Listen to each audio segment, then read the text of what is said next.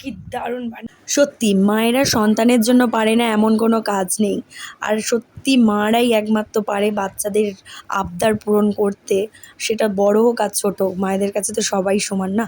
তো দেখো আমি আবদার করেছিলাম যে এগরোল খাবো, আমাদের ওখানে একটা দোকান ছিল, সেই দোকানের এগরোল খুব ভালো লাগছিল। তো অনেক দিন পরে গিয়েছিলাম, বলেছিলাম এগরোল খাবো। তো দোকানটা তখন 8:30 বাজে বন্ধ হয়ে গেছিলো। তো মা বলল দাঁড়া আমি করে দিচ্ছি। তো যেই কথা সেই কাজ শুরু করে দিল। প্রথমেই এখানে আলুর তরকারি করে নিয়েছে, তারপরে ময়দা মাখিয়ে আর এগরোলের ডোটা করলো। তো তারপরে কড়াতে এটা ভেজে নিয়েছে প্রথম। আজকে ভেবেছিলাম মাকে রান্নাঘরে ঢুকতে দেবো না, কারণ প্রচুর গরম পড়েছিল। কিন্তু মা তো মাই হয় না। দেখছি মেয়েটা আশা করেছিল একটা এগরোল খাবে বলে, দোকানটাও বন্ধ হয়ে গিয়েছে।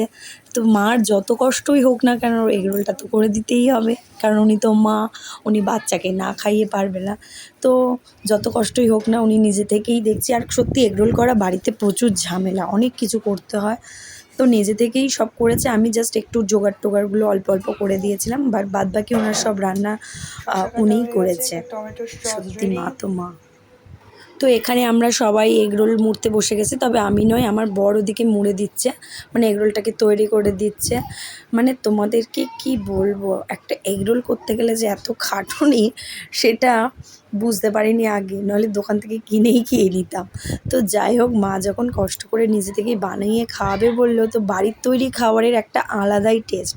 তখন মনে হয় যেন প্রচুর খাই। আর দেখো তো এগরোলগুলো ঠিকঠাক মোড়া হয়েছে কিনা, আমার তো দারুণ লাগছে, হেভি হয়েছে। কিন্তু রোলটা এত টেস্টি হয়েছে, মানে দোকানের থেকেও দারুণ হয়েছে।